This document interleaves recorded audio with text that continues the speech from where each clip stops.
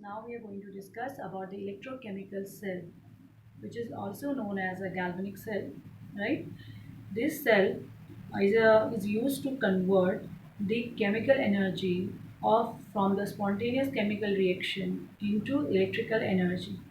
Now here the setup requires two half cells, right, which are connected externally through the metal wire with the help of a key and the ammeter to detect the current. You can use a bulb also to just know whether the current is flowing through the circuit or not, and internally it is connected through a salt bridge. Now just have a look over this diagram. In this diagram, you can see that I have shown here two beakers or the two compartments, right? In one compartment, we have taken 1 mole zinc sulfate solution, and the other compartment we have taken 1 m copper sulfate solution. 1 m is the 1 molarity solution. Here in the zinc sulfate solution, we will dip the zinc electrode, and in the copper sulfate solution, we have dipped the copper electrode, right? Now this set where the zinc has been dissolved, has been dipped in zinc sulfate solution is known as oxidation half cell compartment, right? And here it is known as, the copper one is known as reduction half cell, right? From the name itself, it is letting us clear it's here the oxidation will take place and here the reduction will take place.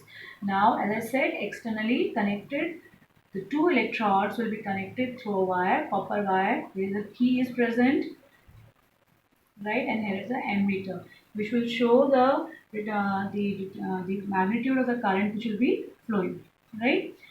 And this is the salt bridge, right? It is a U-shaped tube which is filled with the inert electrolyte, right? What does the inert electrolyte means? Which doesn't participate in the reactions, right?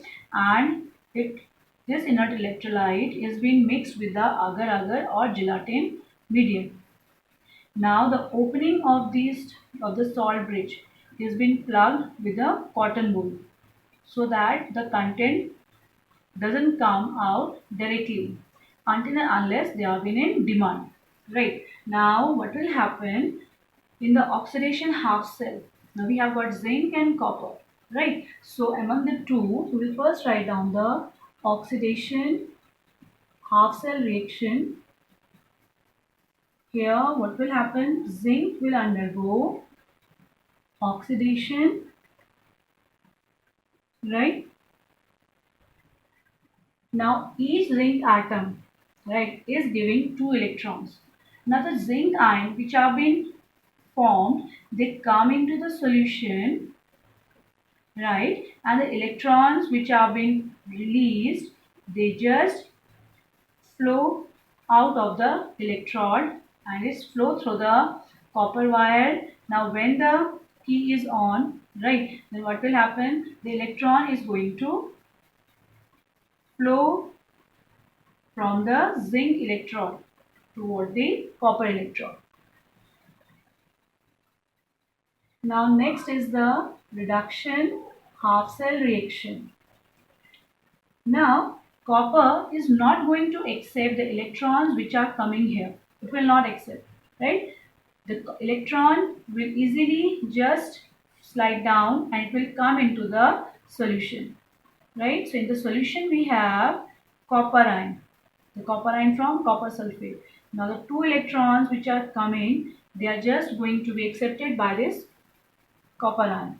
So Cu2 positive will accept this 2 electron and will get changed into copper. Now this copper will be deposited on this electrode, right?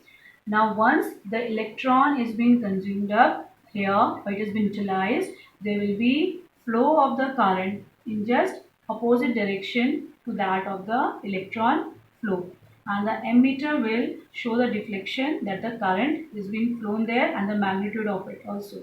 And if you have placed a bulb here in place of ammeter, it is going to glow. Now we can say what happens overall till now. What we have come to know, that first is electron flow from zinc to copper electrode. Second is current flows from copper to zinc. What is the third thing? That the matter in the zinc electrode is going to come down into the solution. That means here the thickness of zinc, right, is going to reduce. And what about the copper here? Here the copper ion will accept the 2 electron. It is going to deposit on the electron. So the thickness of copper is going to increase. Right. Now here the zinc electrode is the anode here and the copper is the cathode. Clear? So the oxidation always takes place at anode and reduction will take place at the cathode.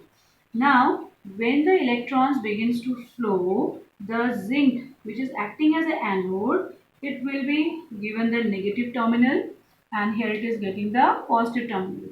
Now here the negative terminal, why? Because the electrons are being liberated here in this electrode. So we can say the concentration of the electrons will become high here and it will be regarded as a negative electrode. So the zinc electrode is regarded as a negative electrode. Right? Now the question can come into your mind that why is it so that zinc is undergoing the oxidation and copper is not showing the oxidation? Well, why is it so that zinc is losing the electron and not the copper? Whereas both are the metal, they are dipped in their respective solution. So here the answer lies in the electrode potential, or we can say the standard electrode potential, E naught. Right? The E naught of Zn2 positive, you know that the standard electrode potential is expressed in terms of reduction. So here we are showing it reduction only. It is minus 0.76 volt and that of copper is plus 0.34 volt.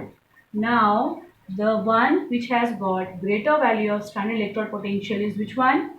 This one. So its electrode potential value is more, so it will undergo the reduction. Right? Now we are going to find out the EMF of the cell or E naught cell. So how we will find out it? It will be E naught reduced minus E naught oxidized. Now what is the value of E naught reduced here? Which will undergo reduction? It is copper 1. So it is 0.34 volt minus which are undergoing the oxidation? It is this one. It is minus 0.76 volt. It is overall coming 1.10 volt. So here the standard EMF of the cell or E naught cell will be 1.10 volt. Since it is coming positive, this is spontaneous process or the feasible process. Now after knowing the E naught cell, that is here the standard EMF of the cell, right? Now just write down, we will write down the cell notation, right? Or the cell representation. Here it is Zn, it is undergoing the oxidation. Then this is the salt bridge, which is a connecting link between the two electrolytic solution. This is copper ion and this is copper. So this is just the cell representation of this given galvanic cell.